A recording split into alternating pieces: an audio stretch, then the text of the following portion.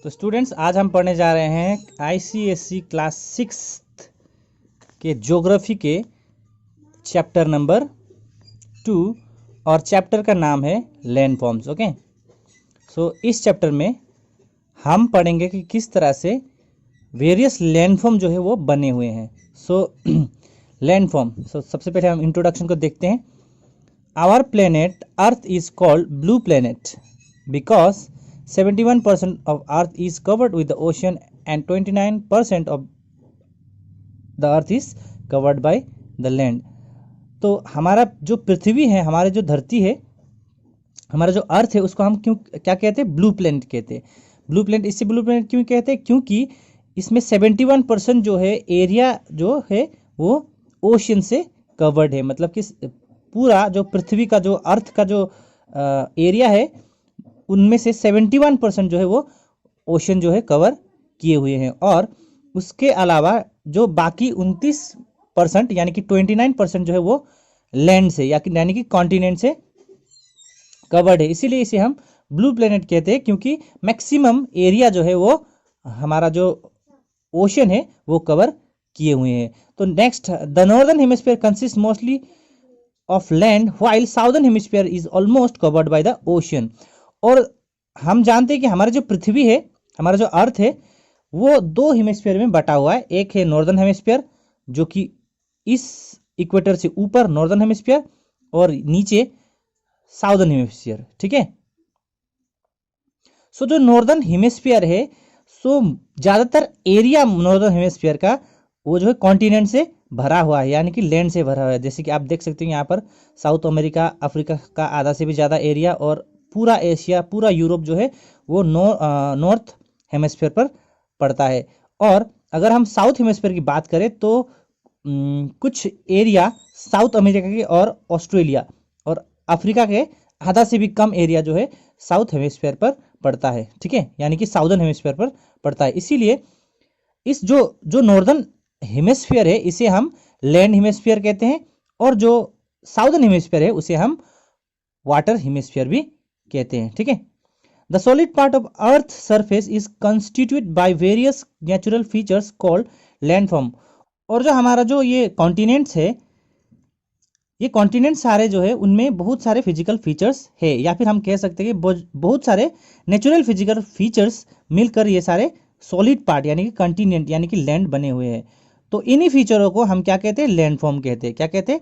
Landform, जो कि हम इस चैप्टर में पढ़ने जा रहे हैं। ठीक है, तो अगर हम डेफिनेशन देखें तो the solid part of earth surface की जो सॉलिड पार्ट है is constituted by various natural physical features, जो कि बहुत सारे नेचुरल फिजिकल फीचर से बने हुए हैं, उसे ही हम लैंडफॉर्म कहते हैं। एग्जाम्पल, जैसे कि उदाहरण के तौर पर माउंटेन, वैली, प्लेट्यू, प्लेन।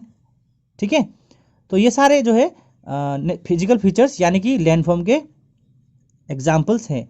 अब देखते हैं बच्चों किस तरह से लैंडफॉर्म जो है वो फॉर्म होता है। तो हमारा जो दूसरा पॉइंट है वो है formation of landform. So the various landform on the earth surface are produced by the interaction of two process, that is external process and internal process.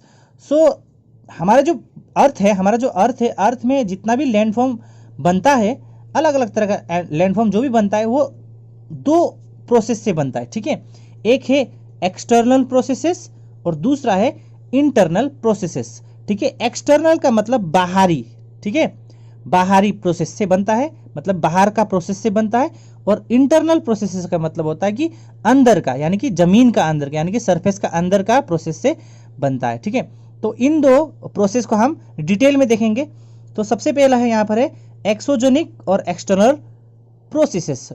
So external processes जो है उसे हम एक्सोजेनिक प्रोसेस भी कहते हैं। ठीक है, so external मतलब बाहरी प्रोसेसेस, मतलब बाहर से होने वाला प्रोसेसेस, यानी कि सरफेस का ऊपर, अर्थ सरफेस का ऊपर होने वाला प्रोसेसेस। सो यहाँ पर जो वर्ड आपको मिला है एक्सोजेनिक, चलिए हम इसको स्प्लिट करते हैं और जानते हैं इसका मीनिंग क्या है।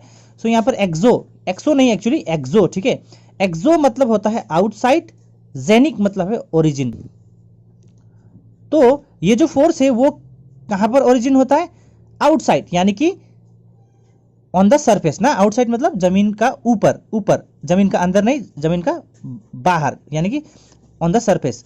सो इस फोर्स को कहते हैं एक्सोजेनिक फोर्स और external processes.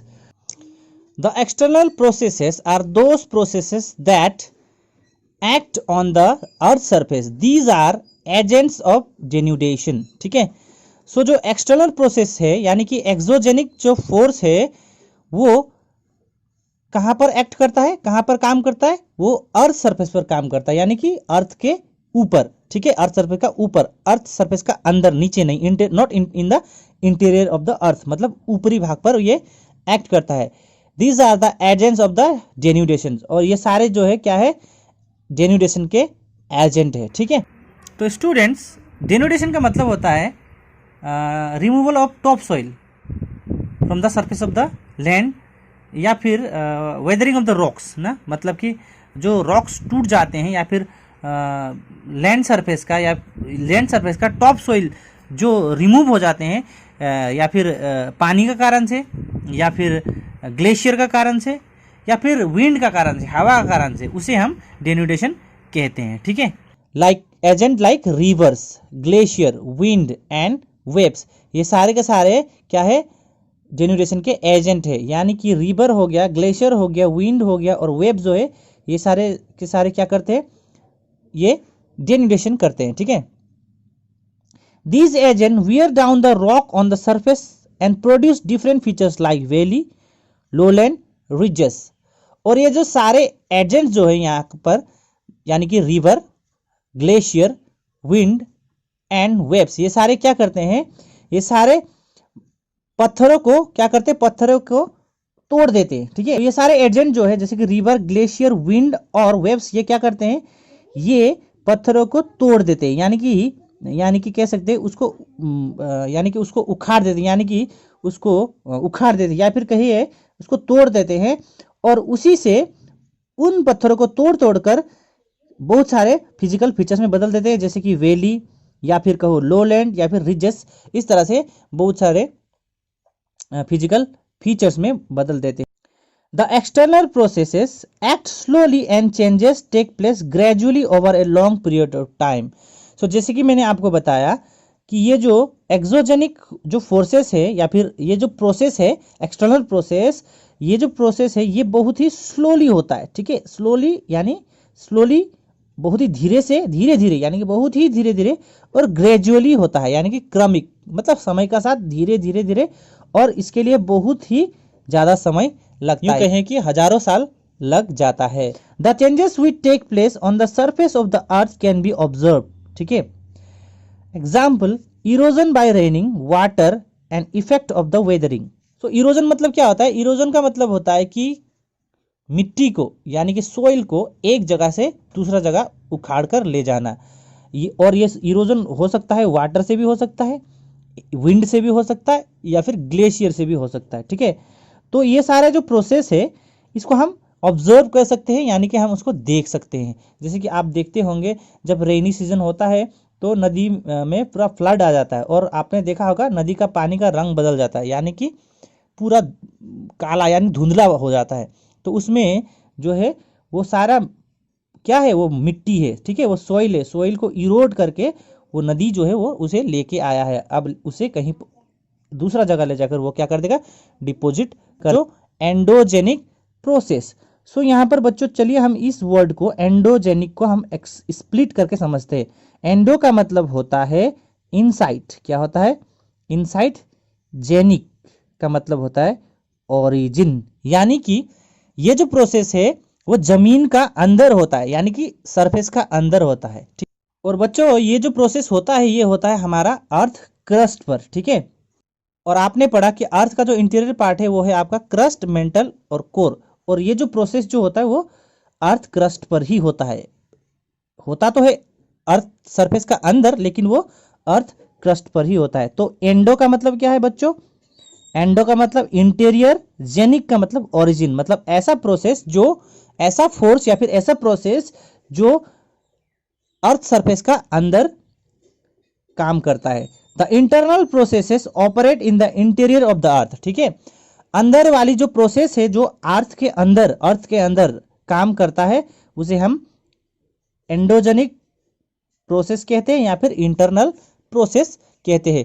The effect of internal processes may be felt suddenly on the surface like earthquake, volcano और टाइडल एक्टिविटीज। ठीक है, जैसे कि मैंने आपको कहा कि एक्सोजेनिक और या फिर एक्सटर्नल प्रोसेसेस जो है वो जो है काफी स्लो होता है कि नहीं, स्लो होता है और ग्रेजुअल होता है।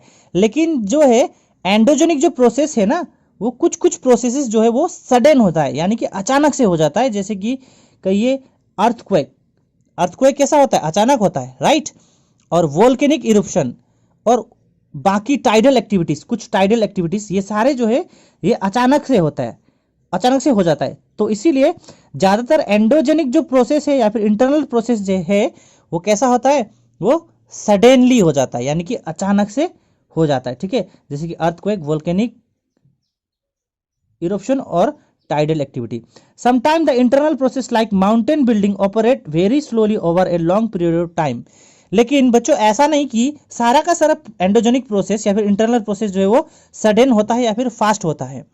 जैसे कि मैंने कहा अर्थक्वेक, वोल्केनिक इरप्शन और टाइडल एक्टिविटीज ये अचानक से हो जाता है और ये हम इसको हम फील कर सकते हैं, इसको हम, और हमें ये पता चल जाता है कि ये पर्टिकुलर चीज जो है, ये जो अर्थक्वेक या फिर कहो वोल्केनिक इरप्शन या फिर कहो टाइडल एक्टिविटी, ये जो प्रोसेस जो है ये हो गया या ये जो प्रोसेस हुआ है हमें पता चल जाता है। लेकिन कुछ कुछ प्रोसेस जो है, कुछ कुछ इंटरनल प्रोसेसेस जो है या फिर एंडोजेनिक प्रोसेस जो है वो काफी स्लोली होता है। जैसे कि माउंटेन बिल्डिंग, पहाड़ का बनना, राइट। तो पहाड़ कैसे बनता है, पहाड़ धीरे धीरे बनता है और उसके लिए बहुत सारा समय लग जाता है, हजारों साल लग जाते हैं पहाड़ बनने के लिए। और पहाड़ भी इंटरनल प्रोसेस के कारण से ही बनता है। किस कारण से बनता है, इंटरनल प्रोसेस, यानी कि अर्थ का इंटीरियर में जो भी फोर्स है वो एक्ट करता है और उसी तरह से माउंटेन फॉर्मेशन होता है। लेकिन इसके लिए बहुत ही ज़्यादा समय लगता है और ये बहुत ही स्लो है। तो इसीलिए हम माउंटेन फॉर्मेशन को हम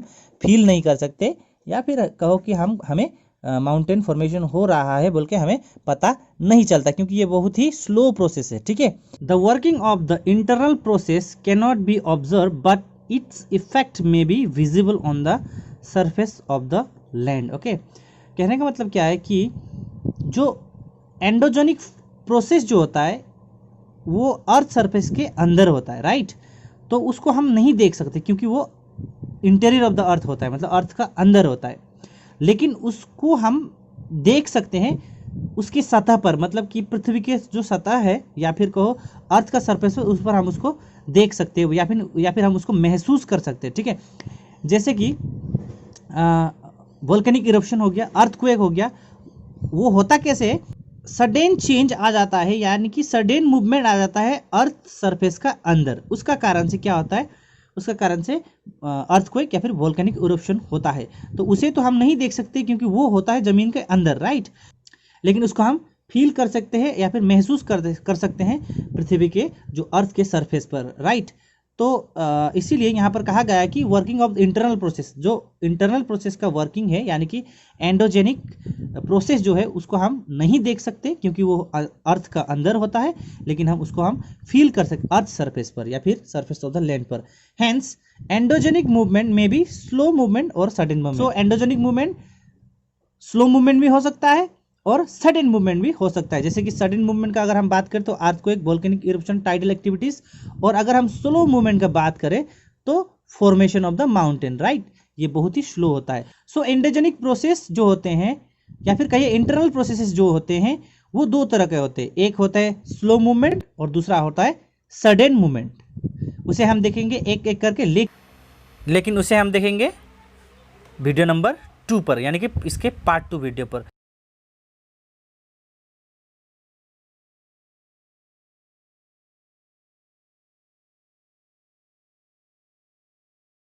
सो ये होता है दो तरह का प्रोसेसेस, एक्सोजेनिक यानी कि एक्सटर्नल प्रोसेसेस, दूसरा होता है एंडोजेनिक यानी कि इंटरनल प्रोसेसेस। सो एक्सोजेनिक का मतलब है कि एक्सटर्नल प्रोसेसेस, मतलब कि पृथ्वी का या फिर कहो अर्थ सरफेस का ऊपर होने वाला प्रोसेसेस।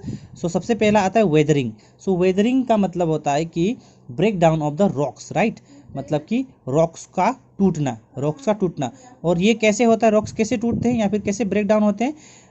तीन प्रोसेस से। एक होता है फिजिकल प्रोसेस से, दूसरा होता है केमिकल प्रोसेस से, तीसरा होता है बायोलॉजिकल प्रोसेस से, ठीक है।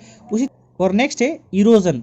Erosion is the removal of the top soil by the action of wind, water and the glacier. मतलब कि जो अर्थ सरफेस है उसकी ऊपरी पार्ट का जो सोइल है उसका उसको उसको उसको हटा देना, उसको मतलब रिमूव कर देना, उस जगह से उसको निकाल देना, ठीक है। तो इसका एजेंट्स कौन है, कौन कौन ये काम करता है? एक रनिंग वाटर। अगर कोई बहता हुआ पानी है तो वो क्या करता है, जमीन को मतलब सोइल को वो निकाल के उस जगह से जिस जगह से। और ये काम कौन कौन करता है? और उसका और सोइल इरोजन का एजेंट कौन है? एक है रनिंग वाटर, ठीक है। वाटर क्या करता है, अगर कोई एक वाटर बॉडी किसी लैंड का ऊपर से बह के जा रहा है तो वो क्या करता है, साथ में उसका आसपास वाला मतलब उसके आसपास वाले सारे जमीन के टॉप